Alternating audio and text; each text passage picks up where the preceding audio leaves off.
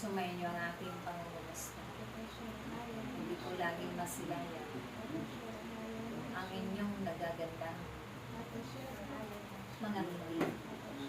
Dahil ito'y nagbibigay alin, nagbibigay kagaanan ng inyong mga ibinabahaging mabubuting balita sa inyong lahat. Yan ay inyong ipagpatuloy ang inyong walang sino man sa mundo na makapagbibigay ng mga mahalagang bagay maliban sa Diyos na nagtakda sa inyo. Kaya sa bawat pagsunod sa kalooban ng Diyos, lagi kayong mabuno ng kagalakan.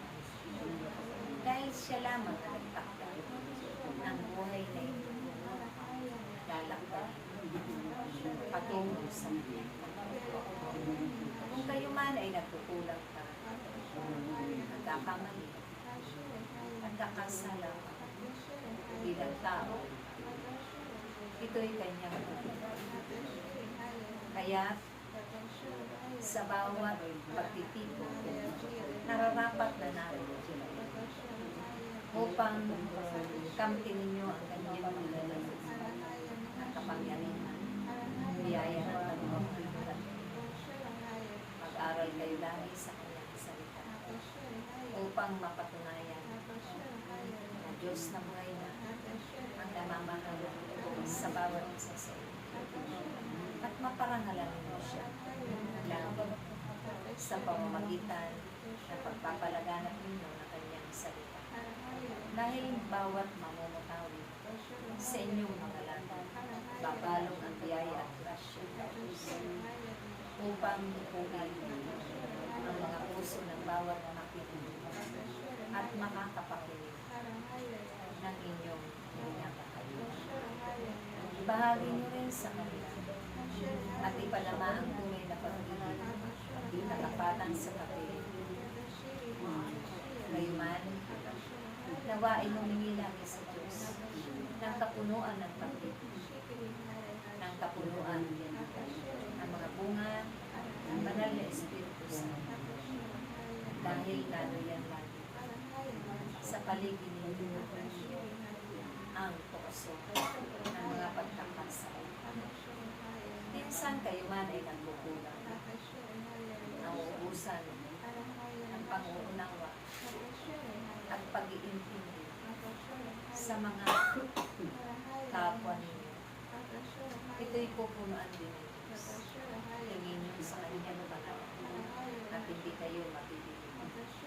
Titibay din ang kanilang pananalig. Pagtitiwala pala ng malataya sa Diyos. Ngayon sila man yung maangkay sa banal na banal. Maraming lupa pa ang nararapat ninyong dalhin sa Kanyang banal na harapan upang makamit nila ang bagong buhay. At kayo rin ang nagiging pag-asal upang daluyan ang kanilang mga biyaya at pagpapala araw-araw sa kanilang mga kapatid.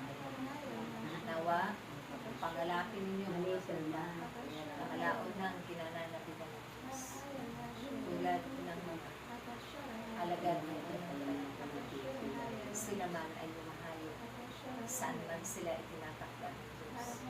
Na puno-puno ng kagalangan, puno-puno ng karunungan.